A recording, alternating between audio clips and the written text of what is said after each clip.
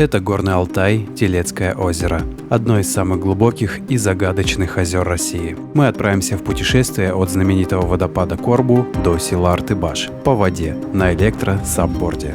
35 километров, 4,5 часа и бесконечные виды, от которых захватывает дух. Погнали!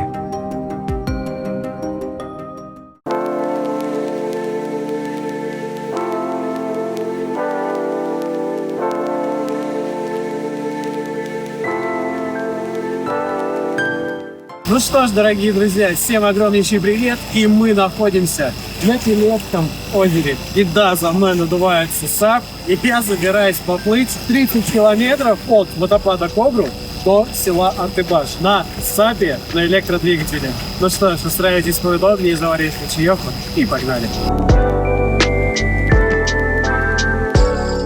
Какой у нас план? Мы собираемся пройти 30 километров от водопада Корбу до села Артыбаш.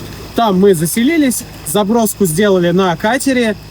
Это обычная экскурсия. Мы проехали по нескольким самым популярным водопадам и высадились на водопаде Корбу. Все остальные люди, как нормальные белые люди, поехали обратно на катере. Ну а мы надуваем САПы и отчаливаем вдоль заповедной зоны 30 километров по Телецкому озеру. Да, вы можете сказать, что это отчаянное приключение, ведь это большое расстояние 30 километров, но у меня все просчитано. Мотор 6 киловатт с батареей 40 ампер-час. Я посчитал, что если идти со скоростью до 8 км в час, он потребляет 5,62 ампера. А этого, друзья, нам хватит по расчетам на 50 километров. Поэтому у нас даже еще 20 километров в запасе, и кое-где можно будет навалить даже стоя. Поэтому вот такой вот план. Сейчас все додуваем, собираем и выходим в море. Кстати, я уже думал, что наш план не состоится, потому что здесь очень большие волны, друзья. Утром была волна, как на Черном море. Я, если честно, очень сильно офигел. Но сейчас уже у нас 1 час 15, и волна стихла. В принципе, вот такая волна, это стандартная для Черного моря. А здесь, я так понимаю, тоже постоянные волны, так как ветер дует постоянно вдоль Телецкого озера. Сейчас погода стабилизировалась, и можно спокойненько выходить. Я думаю, что все получится.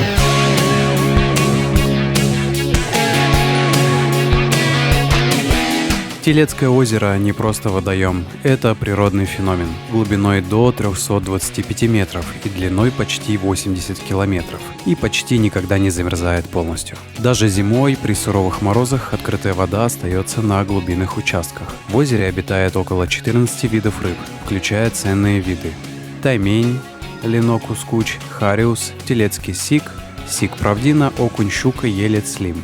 Некоторые из них, как сик, правдина, эндемики, не встречающиеся больше нигде в мире. Рыбалка здесь доступна круглый год, но с нюансами. Таймень и сик, правдина занесены в Красную книгу, их вылов запрещен. Самый крупный таймень, когда-либо пойманный в Телецком, весил 78 килограмм. Неудивительно, что его прозвали людоедом. По легендам, такие могли нападать даже на людей. Сегодня на улице 25 градусов, и это 20 какое-то сентября. На удивление, ребят. 25. Поэтому в последний день бабье лето отправляемся по Телецкому. Так, ну что ж, ребятушки, отплываем от Корбу. Сейчас уступим катеру.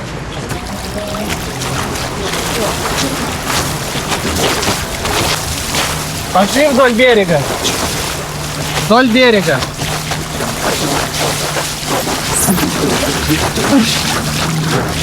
Так, для экономичной езды где-то надо держать 8 километров в час.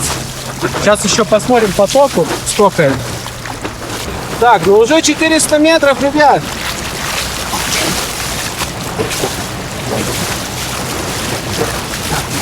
Тем временем 7-8 километров в час. 6,7 ампер, и где-то здесь обезьянья скала.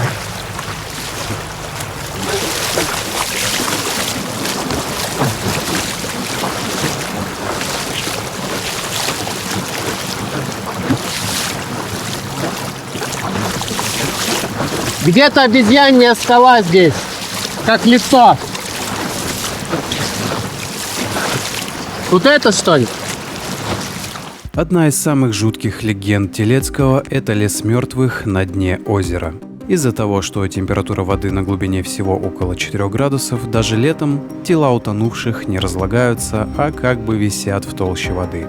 Легенда гласит, когда-то войска Чингисхана попытались пересечь замерзшее озеро, лед не выдержал и сотни всадников утонули в доспехах, став первыми саженцами подводного леса. С тех пор в глубинах озера, по преданию, покоятся тела, оружие и конские кости. Что интересно, ученые действительно нашли на дне озера останки и металлические предметы, но доказательств именно леса мертвецов пока нет. Тем не менее, случаи исчезновения здесь не редкость. Люди, лодки, даже самолеты бесследно. Это делает озеро еще более притягательным для туристов, жаждущих мистики.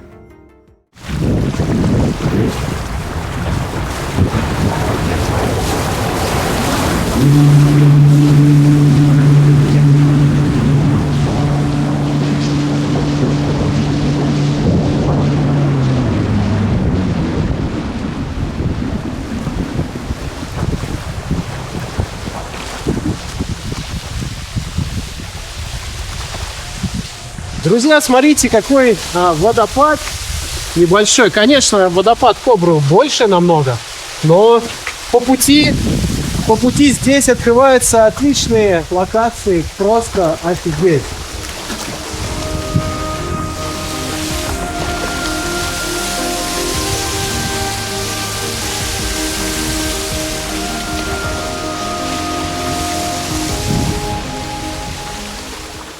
Тем временем нахожусь в самой широкой части. Здесь порядка 5 километров. И решили идти по прямой. Сразу до поселка.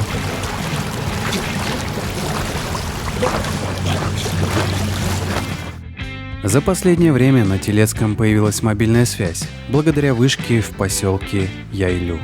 Так что теперь вы можете быть на связи почти весь маршрут. Удобно и безопасно.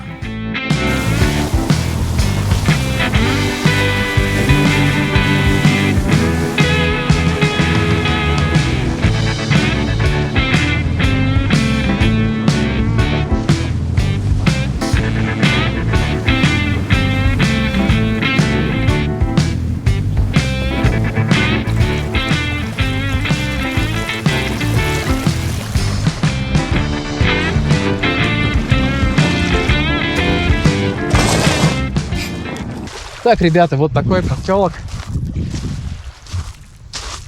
Очень уютненько и мило здесь. Поселок Яйлю.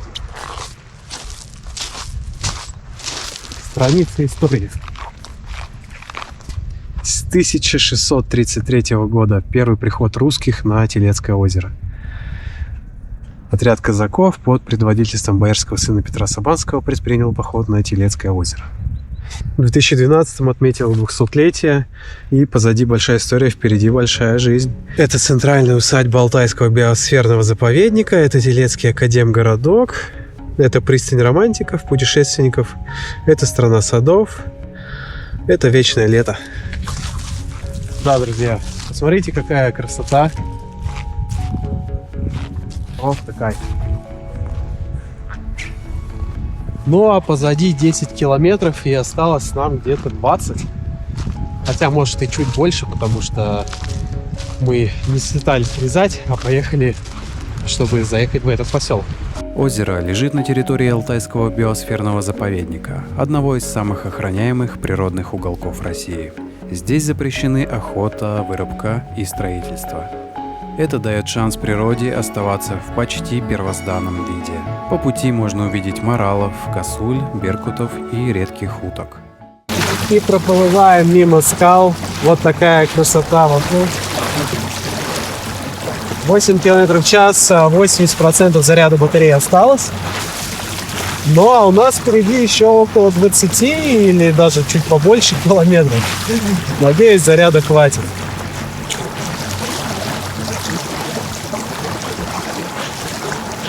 Ну и, конечно же, можно проехаться немножко стоя. Но, если честно, на большой скорости даже как-то удобней это делать.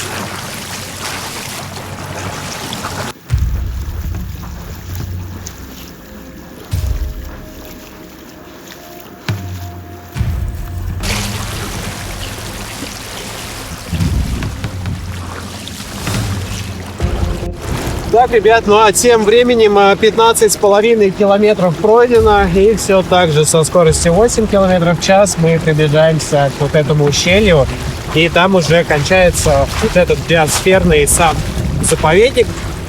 В этом именно месте создается определенный микроклимат.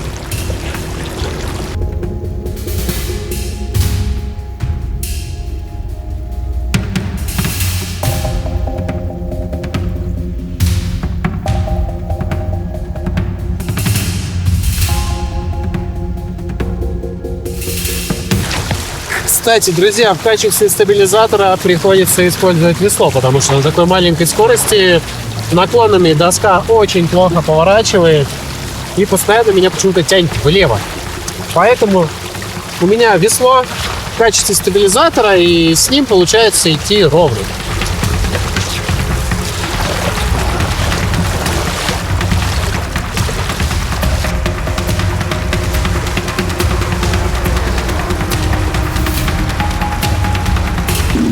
Вот такие волны создают проезжающие мимо катера.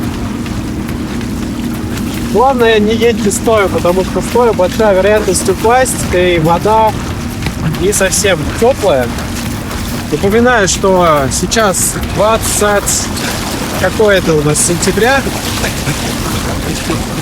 Но нам очень сильно повезло с погодой, плюс 25, поэтому я в шортах. Солнышко очень хорошо прогревает.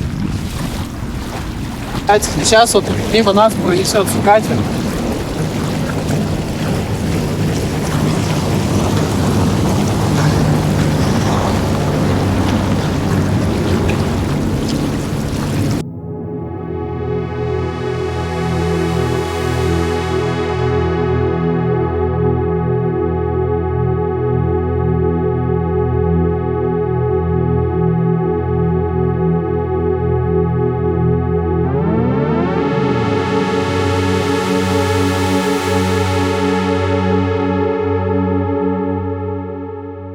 Ну а тем временем погода начинает ухудшаться.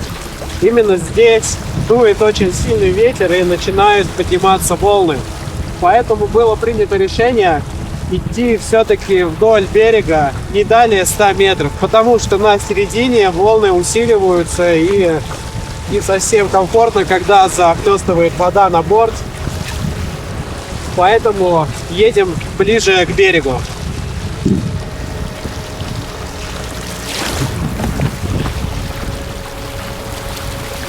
Кстати, ребят, подписывайтесь на мой телеграм-канал и на наш телеграм-чат «Водный электротранспорт». Там вся интересная и самая необходимая информация по запчастям, по постройке электросапа. И там очень много любителей, с которыми вы можете перенять опыт, и они с вами легко поделятся.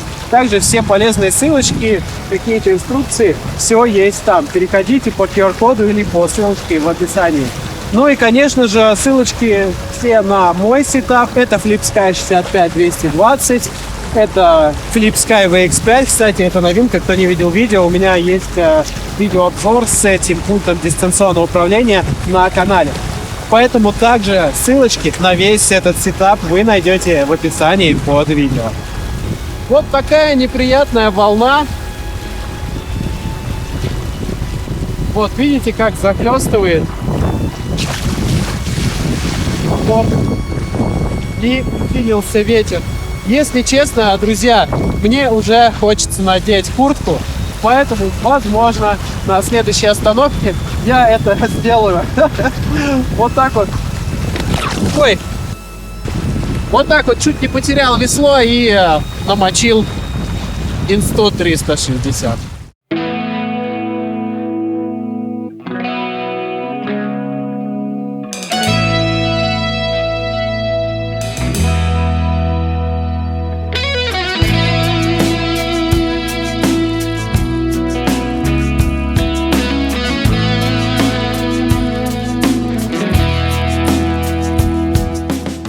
Так, ребята, ну, пришлось утеплиться, все-таки ветер дает о себе знать, и хоть и на улице 25 градусов, возможно, уже 23, стало немного прохладно, поэтому решил одеть куртку. Ну, а мы двигаемся дальше, Дистанция, кстати, уже 20 километров.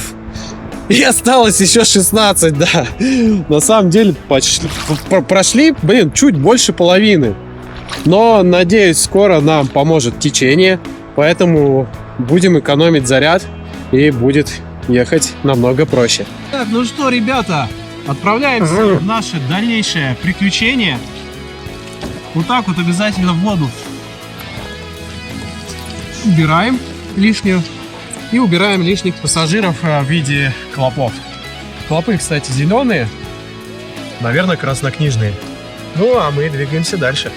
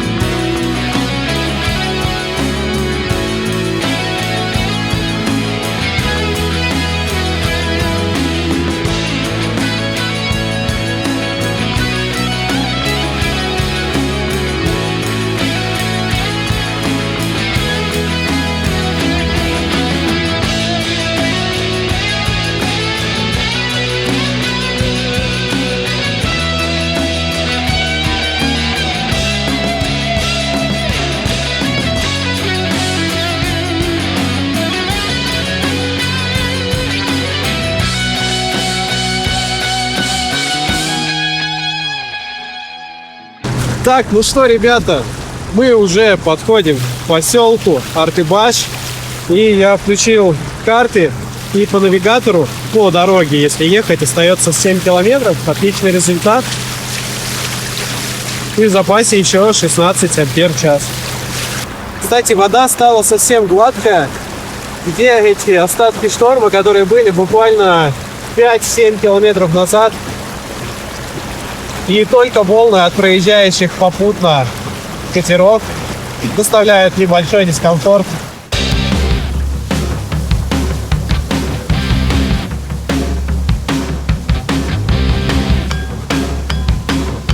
«19 километров в час».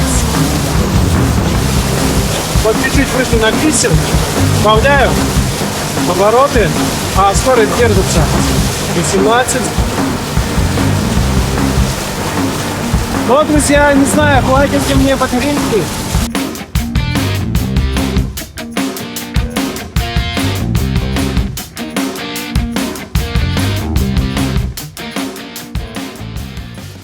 Так, ну что, вот впереди уже наша точка прибытия. Осталось каких-то метров 500. Но батарейка еще осталось чуть-чуть. Я думаю, еще можно даже протянуть сколько-то километров. Вот такое интересное путешествие у нас сегодня было по Телецкому озеру. Друзья, подписывайтесь обязательно на канал, кто не подписан. Пишите свои комментарии, какие еще интересные места вы хотели бы съездить вместе со мной. И какие еще тесты или какие-либо двигатели мне собрать. Вообще, любые ваши идеи пишите, будем делать. После 4,5 часов неспешной езды мы приехали в Артыбаш. Это северная оконечность Телецкого озера, где начинается река Бия. Здесь первые дома, туристы, лодочные станции, кафе. Но где-то за спиной все еще шумит Корбу. И в ушах эхом отдаются байки о тайменях и лесах мертвых. Телецкое озеро – это больше, чем просто точка на карте. Это место силы, легенд и абсолютного уединения. Подписывайтесь, если интересно увидеть больше маршрутов по Алтаю и Сибири. Ставьте лайк, если вам по душе формат. А в комментариях напишите, верите ли вы в легенды Телецкого и пошли бы в такое путешествие сами. Ну и всем спасибо за просмотр и до скорых встреч в новых видео.